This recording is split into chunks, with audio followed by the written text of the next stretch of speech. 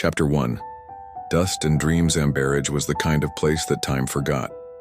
A single main street ran through its heart, flanked by shuttered shops and a diner that hadn't changed its menu since 1952.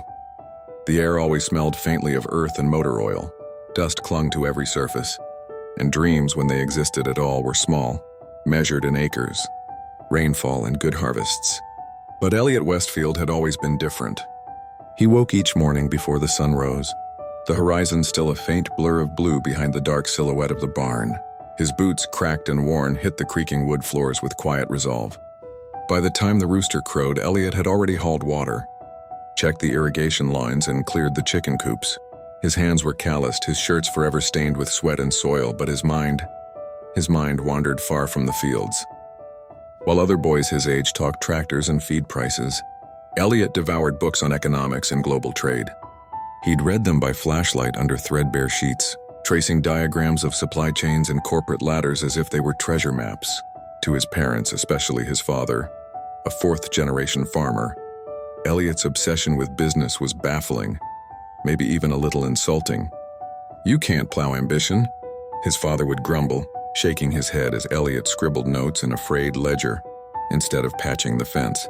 But Elliot wasn't interested in following in the muddy footsteps of his forebears. He had bigger plans. Every evening after chores were done, he would climb the hill behind the cornfields, where the sky stretched wide and uninterrupted.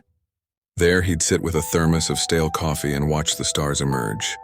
It was the only place in Ambridge where the horizon didn't feel like a wall. He'd imagine the tall buildings of Manhattan piercing that same sky, neon lights blinking like stars you could touch. He could almost hear the hum of subways, the clatter of heels on concrete, the fast-talking buzz of boardrooms where real decisions were made. That world felt impossibly far, but Elliot clung to it like a secret flame. Then came the letter. He found it one morning wedged in the mailbox between seed catalogs and overdue bills. The envelope was thin, unassuming, but stamped with a logo he recognized instantly, the Crestmore Institute for Business and Leadership. He tore it open with shaking hands. "Congratulations," it read. "You have been selected for a full scholarship to attend our summer seminar in New York City." The rest of the letter blurred as his eyes welled with tears. For hours he said nothing. He helped his father rotate the compost. He fed the goats. He fixed a leaky pipe in the greenhouse. And then, when dinner was cleared and the house had gone quiet, he packed a single duffel bag.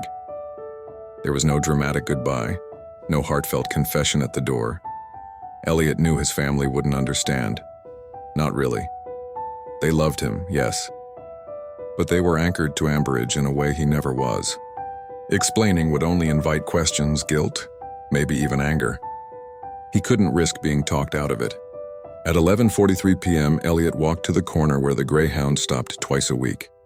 The driver barely looked at him as he climbed aboard. Just another small-town kid chasing something bigger than himself. No call, no letter. Just gone. The next morning, his mother found the empty bed and the note. "I have to try, I love you, don't wait up." Eat and Ambridge stories spread like wildfire. By noon, the whole town was whispering. Some said he'd cracked under the pressure. Others swore they'd seen him walking down Route 9 with a suit bag slung over his shoulder like a briefcase. His father, silent and grim, went back to work like nothing had changed.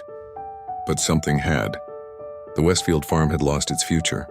Meanwhile, 1,000 miles away, Elliot watched the skyline rise in the distance as the bus rolled into Manhattan. The city shimmered like a mirage through the glass. Skyscrapers jutted out of the ground like ambition made solid. His heart pounded. He didn't know anyone here.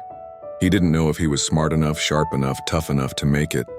All he knew was that Ambridge had taught him how to survive, and maybe, just maybe, New York would teach him how to thrive. The city swallowed him whole.